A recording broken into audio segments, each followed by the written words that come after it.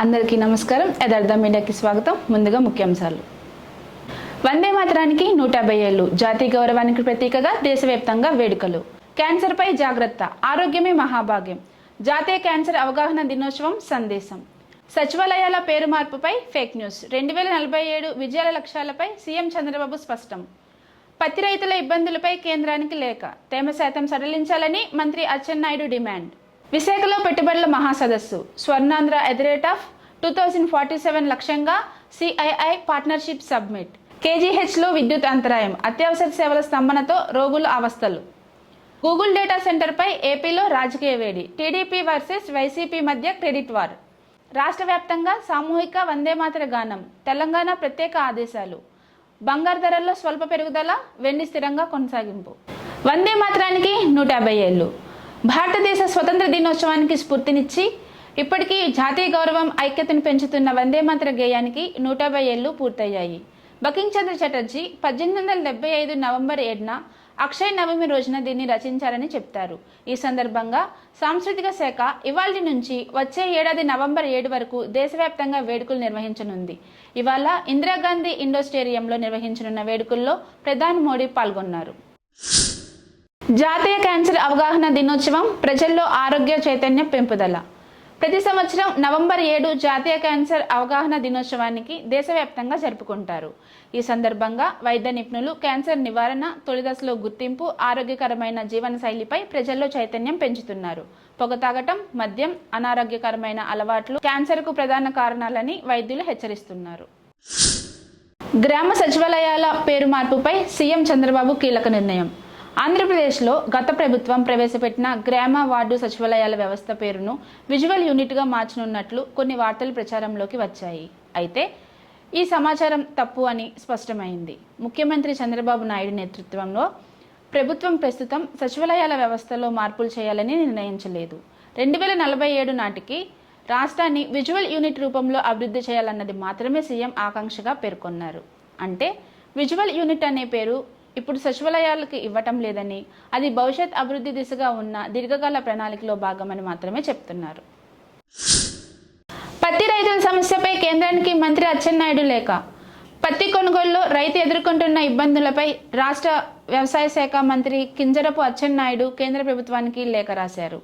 తేమ శాతం నిబంధనల కారణంగా పత్తి కొనుగోలు సరిగా జరగటం లేదని, 8 నుండి 12% తేమ ఉన్న పత్తిని మాత్రమే కొనుగోలు చేస్తుండటంతో రైతులు నష్టపోతున్నారని ఆయన లేఖలో పేర్కొన్నారు.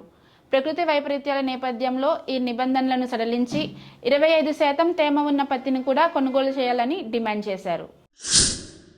విశాఖ సదస్సుపై ప్రత్యేక కథనం. పెట్టుబడులే లక్ష్యంగా Swarnandhra at the rate of 2047. Andhra Pradesh రాష్ట్ర ప్రభుత్వం ప్రతిష్టాత్మకంగా భావిస్తున్న 30వ సిఐఐ భాగస్వామ్య సదస్సు ఈ నెల 14-15 తేదీల్లో విశాఖపట్నంలో జరగనుంది. ప్రపంచ పెట్టుబడులను ఆకర్షించే లక్ష్యంగా నిర్వహిస్తున్న ఈ సదస్సుపై రాష్ట్ర ప్రభుత్వం భారీగా ఆశలు పెట్టుకుంది. ఈ సదస్సును రాష్ట్ర ప్రభుత్వం తన Swarnandhra at the rate of 2047 vision కు అనుగుణంగా నిర్వహిస్తోంది. 2047 నాటికి రాష్ట్రాన్ని $2.4 ట్రిలియన్ ఆర్థిక వ్యవస్థగా, పేదరికం లేని రాష్ట్రంగా తీర్చిదిద్దటం ప్రధాన లక్ష్యం. ఆర్టిఫిషియల్ ఇంటెలిజెన్స్, సెమీ కండక్టర్లు,